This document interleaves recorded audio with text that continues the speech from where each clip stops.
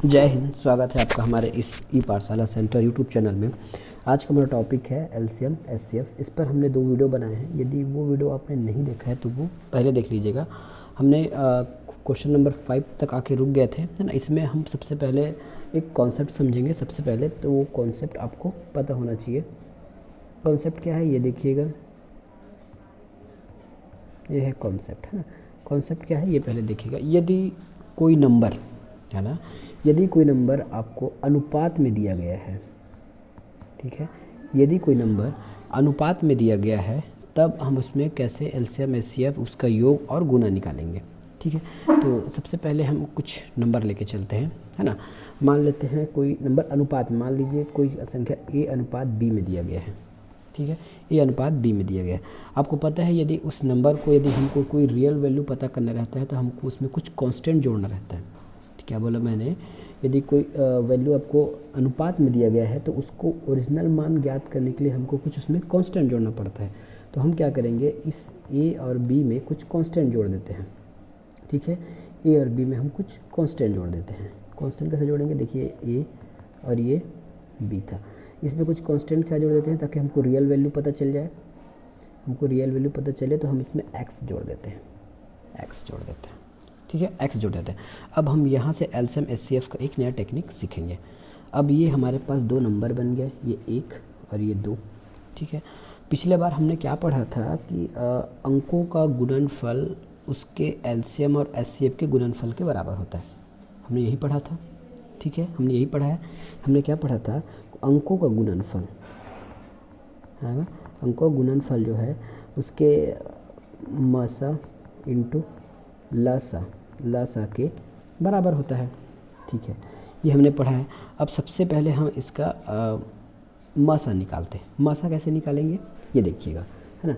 आपको पता था कि मासा मतलब होता है एचसीएफ, हाईएस्ट कॉमन फैक्टर। तो इन 2 नंबरों में आपको हाईएस्ट कॉमन फैक्टर कौन सा दिख रहा है ना, कॉमन फैक्टर कौन सा दिख रहा है। तो इन दोनों में आपको एक्स कॉमन दिख रहा है, एक्स कॉमन दिख रहा है। इसका मतलब एक है, इसका मतलब ये है ए एक्स बी एक्स का एचसीएफ एक्स होगा, ठीक है। ए एक्स बी एक्स का एचसीएफ 1 होगा, ठीक है। यहाँ तक समझ आ गया।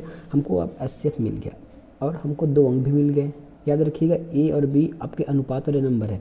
रियल नंबर बनाने के लिए हमने वहाँ पे एक एक्स कांस्टेंट किया है और जो हमने कांस्टेंट मिलाया है वही एक्स हमारा एचसीएफ होगा। मैं ये बात शुरू से बोलते आ रहा हूँ, ठीक है।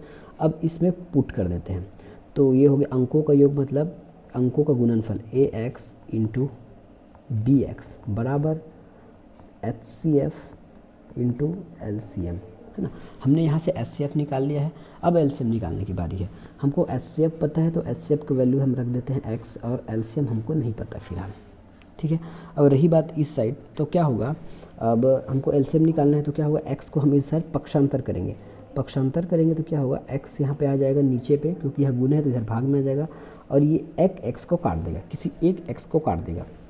एक x को काटने के बाद हमारे पास क्या वैल्यू बच जाएगा, एक मिनट, है ना, क्या वैल्यू बच जाएगा, एक x को काटने के बाद हमारे पास बच जाएगा a b और x is equal to L C M, ठीक है। ये आपके बहुत कॉमन एक रिज़ल्ट निकल के आ गया। रिज़ल्ट में इतना बताने का मेरा मकसद क्या है ना, इतना बताने का मेरा मकसद ये है, यदि कोई वैल्यू अनुपात में दिया गया है, ठीक है, कोई वैल्यू अनुपात में दिया गया है और उसका यदि हमको एचसीएफ पता है ना, उस वैल्यू का यदि हमको एचसीएफ पता है, इसका मतलब है कि वो कॉमन फैक्टर हमको पता है। एलसीएम कैसे निकालेंगे, तो एलसीएम निकालने का तरीका रहेगा, जो अनुपात वाला अंक दिया रहेगा ए और बी, इसको गुना करना है उस एचसीएफ के साथ, तब हमको एलसीएम मिल जाएगा, ठीक है। यहाँ पे हमने ये निकाला, हम एलसीएम निकालना सीख गया और एचसीएफ निकालना सीख गया। अब इसका योग कैसे निकालते हैं ये देखिए। योग का फार्मूला क्या होगा, फार्मूला मैं बताता हूँ, फिर आपको उसको जोड़ के भी बताऊँगा, है ना। योग के लिए क्या करेंगे, तो योग के लिए आपको करना है ए प्लस बी, है ना, इंटू एक्स, ए प्लस बी इंटू एक्स। आप इसको अंदर भी गुना करेंगे तो मतलब एक ही होगा। देखिए अगर आप इन दोनों को गुना करते हैं, है ना, सॉरी प्लस करते हैं, ए एक्स प्लस बी एक्स करते हैं तो आपको एक्स कॉमन निकाल के बाहर रख दिए, बस हमने इतना ही किया है। गुना करेंगे तो जैसे ही इसको गुना करेंगे ए एक्स बी एक्स तो स्क्वायर में आ जाएगा, तो इसको क्या करेंगे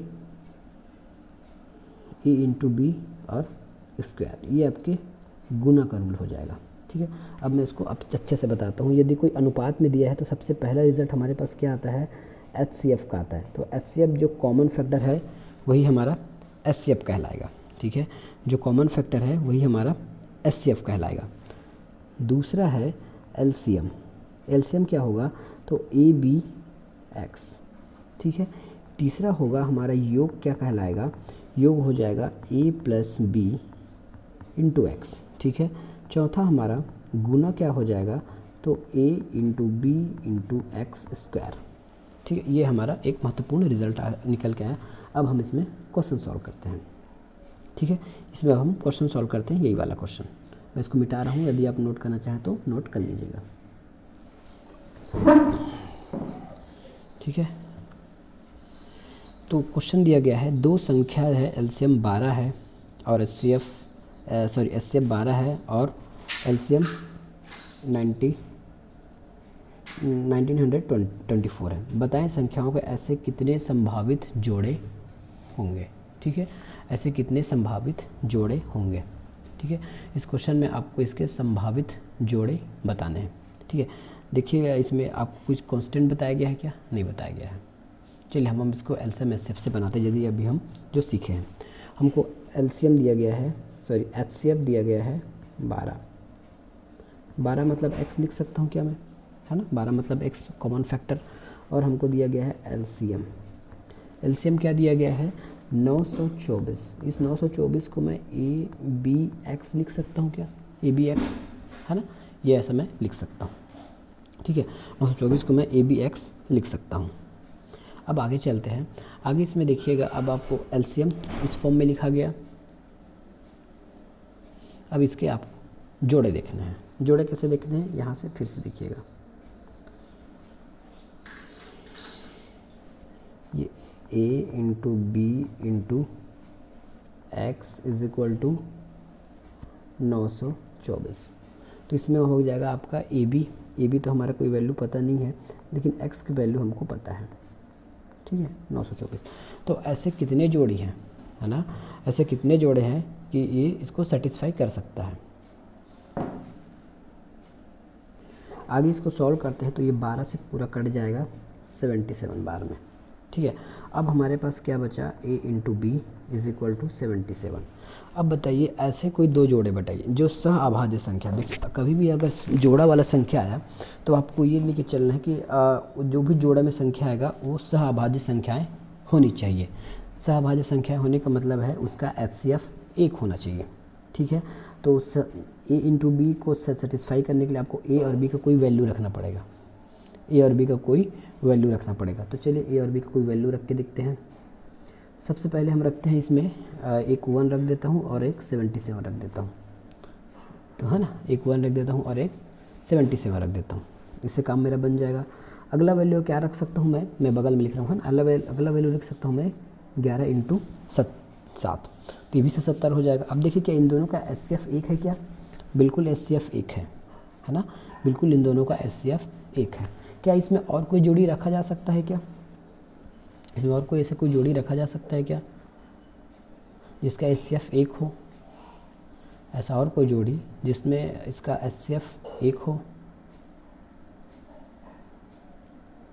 है ना, तो ऐसी कोई वैल्यू हम नहीं रख सकते। तो इसका मतलब हो जाएगा हमारे पास केवल 2 ही जोड़ा है। तो इसका आंसर आ जाएगा संभवतः, संभव है तो 2 जोड़े संभव है। नेक्स्ट क्वेश्चन है दो संख्याओं का योग।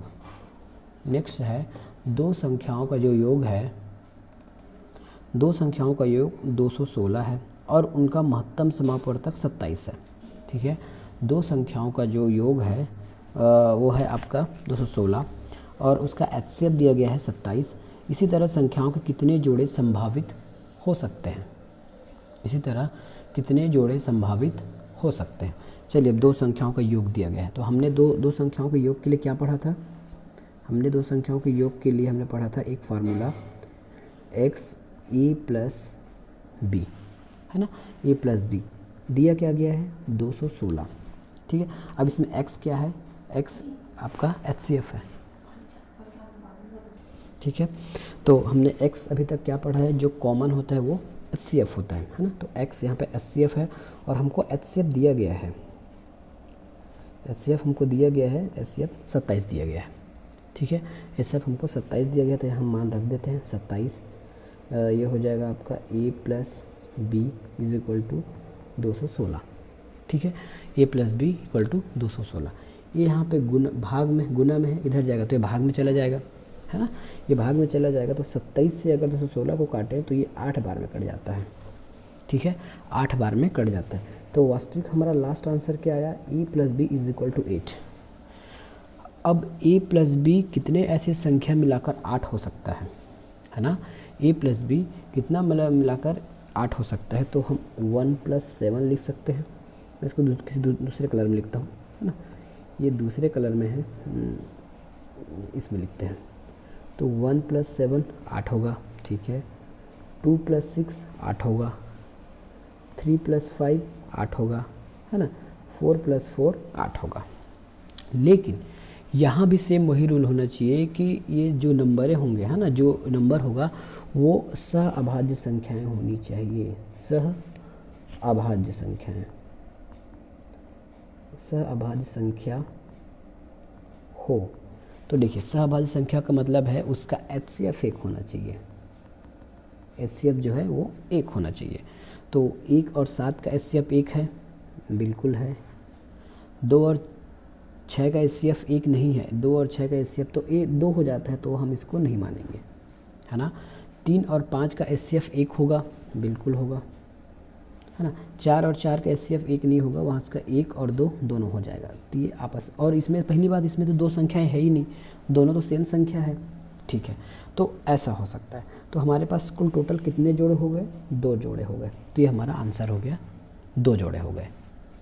ठीक है, इसमें हमारा आंसर हो गया 2 जोड़े हो गए। नेक्स्ट क्वेश्चन देखते हैं। 2 सह अभाज्य संख्याओं का गुणनफल 945 है, तो उसका लघुत्तम समापवर्तक क्या होगा। इसमें आंसर आपको ऑप्शन दिया नहीं गया है ना, आपको इसमें ऑप्शन देना पड़ेगा। मैं इसमें ऑप्शन नहीं दे पाया हूँ, ऑप्शन मैं लिख देता हूँ इसमें। 189, 35, 27, है ना, और 945।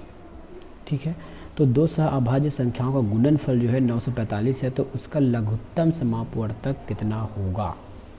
ठीक है, 2 सह अभाज्य संख्याएं हैं, 2 सह अभाज्य संख्या है, 2 सह अभाज्य संख्या, चलिए ठीक है, 2 अभाज्य संख्याओं का गुणनफल कितना होगा। चलो, अभाज्य संख्या क्या होता है आपको पता चला था ना। अभाज्य मतलब होता है प्राइम नंबर।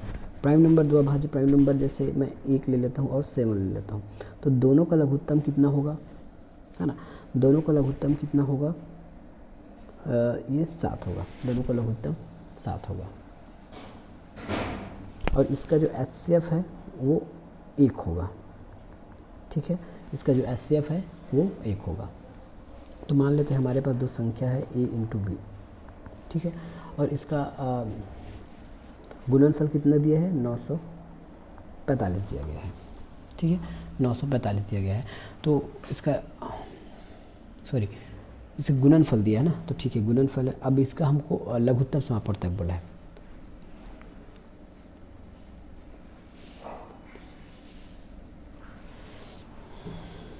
इस क्वेश्चन में थोड़ा सा सुधार लीजिएगा। ये सहअभाज्य संख्या लिखा, सहअभाज्य संख्या। ठीक है, सहअभाज्य संख्याओं का एलसीएम 1 है। सहअभाज्य संख्याओं का एलसीएम 1 होता है। सहअभाज्य संख्याओं का एलसीएम 1 है। तो हमको यहाँ पर एलसीएम तो पता चल गया है। ठीक है, एलसीएम पता चल गया। अब हम हमारे कुछ पुराने ट्रिक पे चलते हैं। पुराने ट्रिक मतलब हमने क्या सूत्र याद किया था कि 2 संख्याओं का गुणनफल, ठीक है, 2 संख्याओं का गुणनफल उसके लघुत्तम और महत्तम के बराबर होता है। तो a × b, है ना, a × b is equal to LCM × HCF। ठीक है, हमको a × b का वैल्यू पता है 945। चूँकि ये जो संख्या जो है वो सहअभाज्य है। सहअभाज्य इसका मतलब उसका HCF 1 होगा। ठीक है, सहअभाज्य इसका मतलब उसका HCF 1 होगा, तो हमने HCF 1 रख दिया। अब एक में ऐसा कौन सी संख्या को गुना करें जो 945 हमको दे दे, है ना। तो एक में ऐसा कौन सी संख्या रखे जो हमको 945 दे दे, तो 945 को ही रखने पर हमको वही संख्या मिलेगा। तो यहाँ पे एलसीएम की जगह हमने 945 रखा और हमको पूछा क्या गया था, लघुत्तम समापवर्तक। तो हमारा आंसर क्या हो गया, 945। ठीक है, इस क्वेश्चन को फिर से एक बार बताता हूँ मैं पूरा मिटा के। ठीक है, हमको दिया गया है क्वेश्चन, दो सहअभाज्य संख्याओं का गुणनफल 945 है। ठीक है, दो सहअभाज्य संख्या मान लेते हैं ए और बी है, इसका जो गुणनफल है वो 945 है।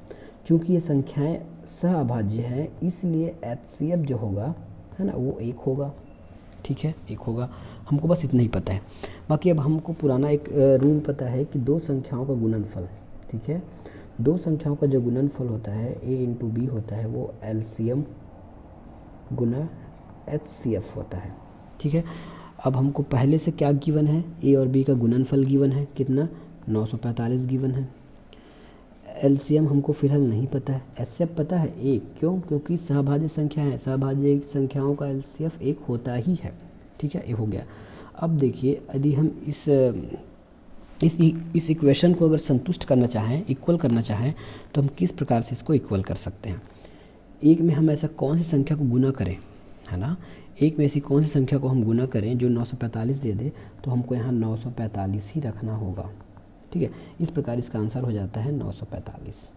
ठीक है, ये हो गया आपका आंसर।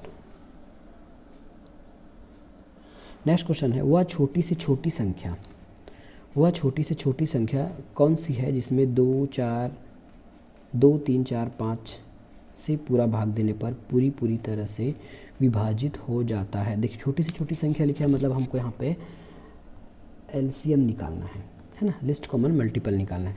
तो लिस्ट कॉमन मल्टीपल निकालने का क्या है, इसका हमको क्या बोलते हैं, एलसीएम निकालना है। एलसीएम क्या होगा, 2, 4, 5, 2 के पढ़ा में क्या क्या आता है देखिए, सबसे बड़ा वाला लीजिए, है ना, 5, 5 एकम 5, 5 दूनी 10, 10 सभी के पढ़े में नहीं आता, है ना। तो देखिए, इसको बनाने के लिए सबसे अच्छा तरीका है 2, 3, 5 और ये 5। इसमें कॉमन क्या है देख लीजिए, सबसे पहले इसमें कॉमन हमारे पास 2 है, यहाँ पे 2 है, इस 2 को हम निकाल लेते हैं।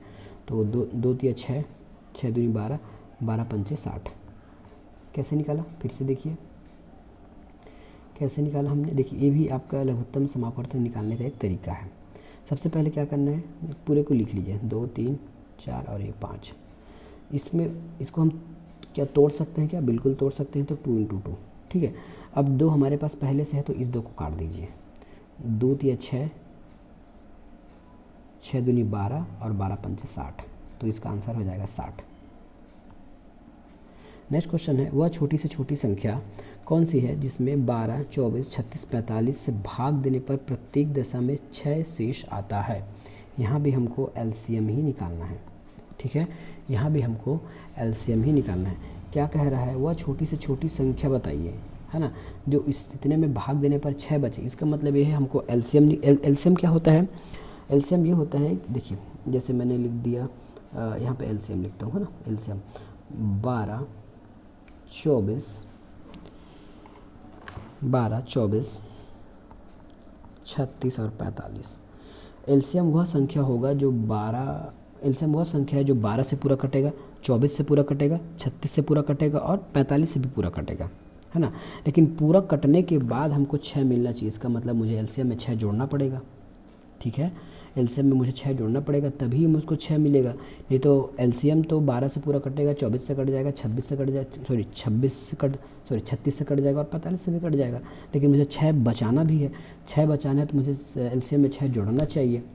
तब क्या करेंगे हम, 12, 24, 36 और 45 का, ठीक है, 12, 24, 36 और 45 का मुझे एलसीएम निकालना होगा। ठीक है, 12, 24 का मुझे एलसीएम निकालना होगा। तो कैसे निकाल सकते हैं, देखिए 12 तिया 36, ये तो इसमें आ गया, 12 कम 12 बचे 12 तिया 36। तो 12 इस 36 में समाहित है तो 12 को काट दिया जाए, इसकी कोई आवश्यकता नहीं है। ठीक है, इसकी कोई आवश्यकता नहीं है। अब देखते हैं 24, 36 और 45 में क्या क्या इक्वल हो सकता है। तो हमें इसको कितना तक गुना करें तो हमको ये मिल जाएगा, है ना। इसको एलसीएम निकालने के लिए अब क्या करना पड़ेगा, हमको इसकी पाढ़ा या फिर हमको इसकी गुणनखंड विधि के द्वारा हमको एलसीएम निकालेंगे। तो अब गुणनखंड विधि से यदि आप एलसीएम निकालेंगे तो आपको मिलेगा 360। ठीक है, इसमें आप भाग विधि से एलसीएम निकालेंगे तो आपको मिलेगा 360। ये एलसीएम है ना। इसमें 12, 24, 36 और 45 का भाग जाएगा। ठीक है, तो पूरा भाग चला जाएगा, लेकिन आपको इसी एलसीएम में 6 जोड़ना पड़ेगा। 6 जोड़ेंगे तो ये हो जाएगा 366। तो वह संख्या होगा हमारा 366। इसमें 12 को पूरा भाग देंगे तो पूरा भाग जाने के बाद 6 हमारा शेष बचेगा। 24 से पूरा भाग देंगे तो पूरा भाग चला जाएगा, लेकिन हमको 6 शेष बचेगा। 36 से भी पूरा भाग देने पर हमको लास्ट में 6 शेष बच जाएगा। वह छोटी से छोटी संख्या बताना है आपको। ठीक है, वह छोटी से छोटी संख्या बताना है जो 28, 35, 42, 63 से भाग देने पर क्रमशः 17, 24, 31 और 52 बचे। देखिए, ये क्रमशः वाले क्वेश्चन में कुछ आपको अलग से करना होता है। क्या करना है, देखिए को दिया गया है 28, 35, 42 और ये 63। क्रमशः क्या बचना चाहिए, तो क्रमशः इसमें बचना चाहिए आपके लिए, इसमें 17 बचना चाहिए, इसमें 24, इसमें 31 और इसमें 52 बचना चाहिए। ऐसा कोई एक संख्या होगा। तो अब हमको इसमें अंतर, देखिए अंतर इसमें आपका समान होगा। ये 17 है ना, तो इसका अंतर 11, इसका 11, इसका 11 और इसका 11 आ रहा है। ठीक है, अंतर 11 आ गया। तब क्या करेंगे, हमको 28, 35 और 42, 63 का एलसीएम निकालना है। ठीक है, 28, 42 इसका हमको अंतर निकालना है। सबसे पहले क्या करना है, हमको इसका एलसीएम निकालना है। तो इन सभी का एलसीएम हो जाएगा 1260, है ना। इसको भाग विधि से निकाल लीजिएगा, मैं निकाल के देख लिया हूँ, है ना। आप इसको भाग विधि से निकाल लीजिएगा। उसके बाद क्या करना है, इसको 11 को इसमें माइनस करना है। जैसे ही आप 11 को माइनस करेंगे तो आपके पास बच जाएगा 1249। ये है आपका फाइनल आंसर। ठीक है, क्या हुआ, एलसीएम में आपको अंतर को माइनस करना रहता है। अगर ऐसा क्वेश्चन आ गया तो कैसे, यदि समान बचे, भाग देने पर क्रमशः समान बचता है। ठीक है, क्रमशः समान बचता है तो क्या करना है, आपको एलसीएम में माइनस करना है डिफरेंस को। ठीक है, एलसीएम में माइनस करना है डिफरेंस को, फिर आपको फाइनल आंसर मिल जाएगा। नेक्स्ट क्वेश्चन है, एक संख्या 10 से भाग दिया जाए। ठीक है, तो 9 शेष बचता है। 9 से भाग दिया जाए तो 8 शेष बचता है। 8 से भाग दिया जाए तो 7 शेष बचता है। वह संख्या ज्ञात कीजिए। ये भी क्रमशः ही है, बस सवालों को पलट दिया गया है। ठीक है, सबसे पहले हम क्या लिखेंगे, 10 से भाग दिया जाए, 9 से भाग दिया जाए और 8 से भाग दिया जाए। 10 से भाग देने पर आपको 9 बचता है। ठीक है, 9 बचता है। 9 से भाग देने पर 8 बचता है और 8 से भाग देने पर 7 बचता है। अंतर क्या है, अंतर 1, 1, 1। सेम वही वाला पुराना कॉन्सेप्ट है ना। आपको ऊपर का एलसीएम निकाल के 1 माइनस कर देना है। माइनस करना है क्या चीज़, डिफरेंस को माइनस करना है। ठीक है, डिफरेंस को माइनस करना है। तो 10, 9, 8 का एलसीएम कितना होगा। ठीक है, तो हमको क्या करना पड़ेगा, 10, 9 और 8 का हमको एलसीएम निकालना है। 10, 9 और 8 का एलसीएम निकालेंगे। 10, 9 और 8 का एलसीएम निकालेंगे तो हमको मिलेगा 360। अब इसमें क्या जो अंतर आया है उसको हम माइनस करेंगे।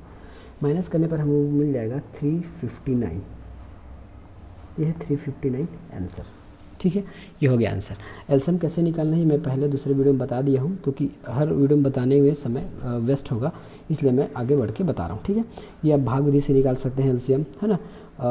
मल्टीपल फैक्टर से निकाल सकते हैं, प्राइम फैक्टर करके निकाल सकते हैं। जैसे भी निकालेंगे आप इसमें एलसीएम निकाल सकते हैं देख के। ठीक है, इसमें आपका आंसर आ जाएगा 359। अब इसको मैं आपको कुछ दूसरे तरीके से भी बनाता हूँ, इसका ऑप्शन देके, है ना। इसमें इसमें मैंने क्या किया था, इसमें मैंने ऑप्शन नहीं लिखा था और आपको अब इसमें ऑप्शन देके बता रहा हूँ। देखिए, ऑप्शन देके बताने से क्या होगा। ठीक है, हमारा आंसर याद रखिएगा कि आंसर आया क्या था। ठीक है, हमारा आंसर आया था, ठीक है, 359 हमारा आंसर आया था। अब मैं आपको ऑप्शन देके देखता हूँ, है ना। मैं आपको ऑप्शन देख रहा हूँ, 359, ठीक है, और 355, 354। एग्ज़ाम में आप ऐसे भी बना सकते हैं, 366। ठीक है, इसका मतलब ये है कि यदि मैं इन सब का एलसीएम निकालूं, है ना, इन सब का एलसीएम निकालूं तो इसमें कोई एक माइनस हुआ होगा। लास्ट में हमने क्या किया था पता है ना, हम एलसीएम निकाले थे, उसमें एक माइनस कर दिए थे, है ना। तो वास्तविक एलसीएम निकाल के हमने एक माइनस कर दिया था। यदि एक मैं वापस जोड़ूँ तो मुझे एलसीएम मिल जाएगा, है ना। यदि मैं एक इसमें जोड़ूँ तो मुझे एलसीएम एक जोड़ने पर, ऑप्शन में एक जोड़ने पर मुझे वास्तविक एलसीएम मिल जाएगा, उनमें से कोई एक मेरा एलसीएम होगा। तो 360 हो जाएगा। नेक्स्ट आपका 356 हो जाएगा, है ना। ये हो जाएगा 361 और ये हो जाएगा 355। ठीक है, अब इसको भूल जाइए 2 मिनट के लिए।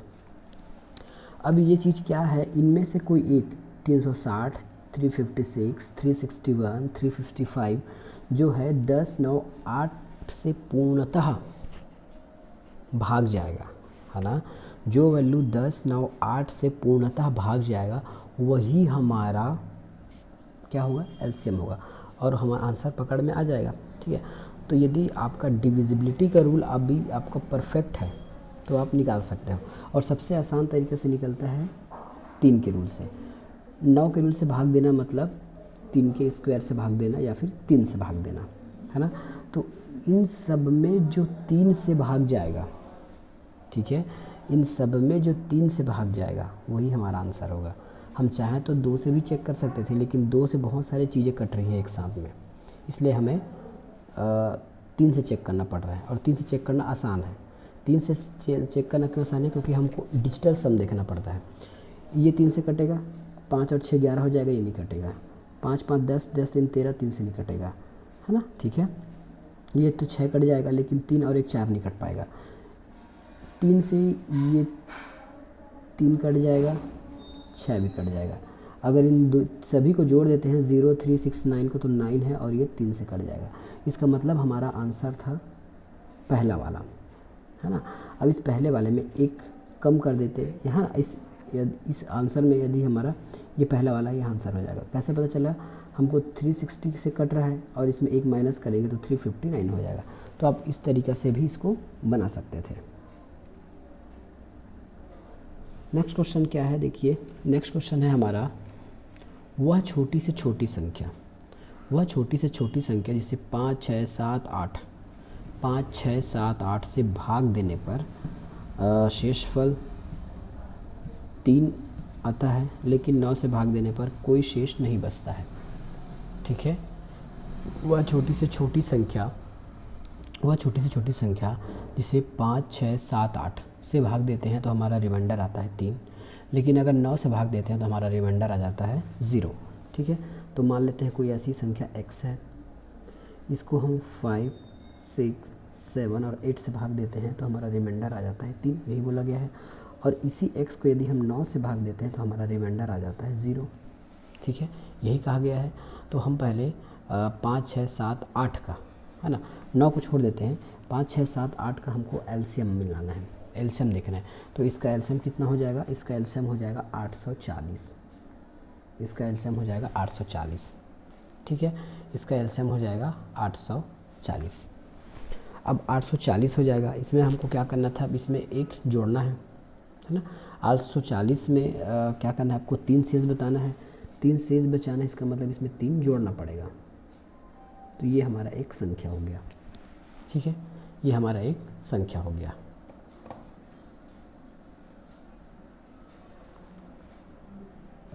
लेकिन क्या हम इसी संख्या को 9 से भाग देंगे तो रिमाइंडर 0 बचेगा, है ना। क्या हम इस संख्या को 9 से अगर भाग देते हैं तो क्या हमारा रिमाइंडर 0 बचता है, नहीं। इस संख्या को जैसे ही हम भाग देंगे, मतलब 843 को हम जैसे ही 9 से भाग देंगे, है ना, तो हमारा रिमाइंडर 0 नहीं बचता है, ये पूर्ण रूप से 9 से भाग नहीं जाता है। तो ऐसी कौन सी संख्या है जो पूर्ण रूप से 9 से भाग जाए, तो हम इसको 840 का दुगुना कर लेते हैं, है ना। ये 840 का हमको दुगुना कर लेते हैं, दुगुना करने के बाद हम 3 जोड़ते हैं तो हमको मिल जाता है 1683। ये जो है 9 से पूर्णतः भाग चला जाएगा। देखिए ऐसा एक बार में कोई आंसर आ जाएगा ना, तो आपको 9 से भाग करके चेक करना पड़ेगा, नहीं आएगा तो उसका मल्टीपल बनाते हुए इसको चेक करना पड़ेगा। ठीक है, इसके मल्टीपल यदि हम 2 में नहीं जाता तो हमको 3 में इसका गुना करना पड़ता, 3 से 4 से, जब तक नहीं आता तब तक हम इसको गुना करके देखना पड़ता, और 3 को जोड़ के इसमें 9 से डिवाइड करके देखना पड़ता। 9 से डिवाइड करने का रूल क्या है, 3 से डिवाइड करना। तो 3 से कटने के लिए उसका डिजिटल सम या फिर नंबर कटने चाहिए। तो 3 से ये कट रहा है, 3 से 3 दूनी 6 ये कट रहा है, और 8 1 9 ये भी कट रहा है, तो ये पूरा 3 से कट रहा है। तो इसको हमने ऐसे मान लिया। यहाँ हमने कैसे बता दिया कि 3 से नहीं कट रहा है ना, 9 से नहीं कट रहा है, तो ये 3 से तो ये कट गया, लेकिन 8, ठीक है, 43, ये भी हमारा 3 से कट रहा है।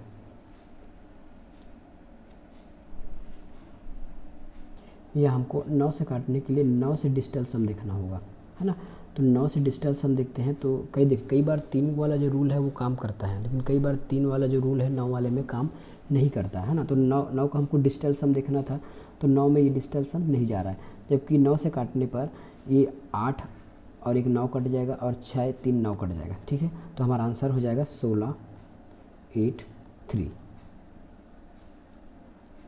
नेक्स्ट क्वेश्चन है, वह छोटी से छोटी संख्या जिसे 5 6 8 9 12 5 6 8 9 12 से भाग देने पर एक शेष बचे, परंतु 13 से विभाजित करने पर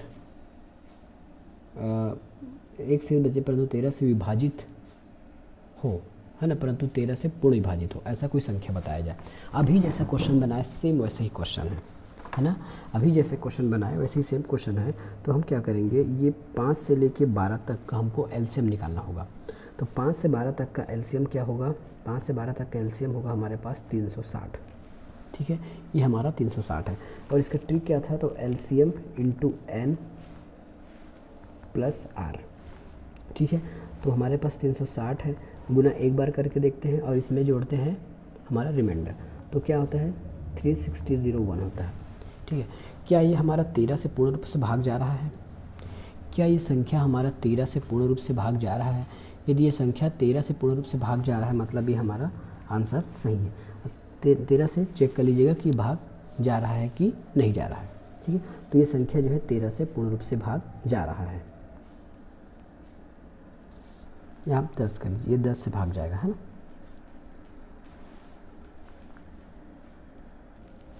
नेक्स्ट क्वेश्चन है, वह छोटी से छोटी संख्या के अंकों का योग क्या है, जिसे 15 8 42 से विभाजित करने पर प्रत्येक दशा में शेषफल 8 बचता है, जो 13 से पूर्णतः विभाज्य है, ठीक है। ये वाला क्वेश्चन हम आने वाले वीडियो में देखेंगे। तब तक के लिए धन्यवाद।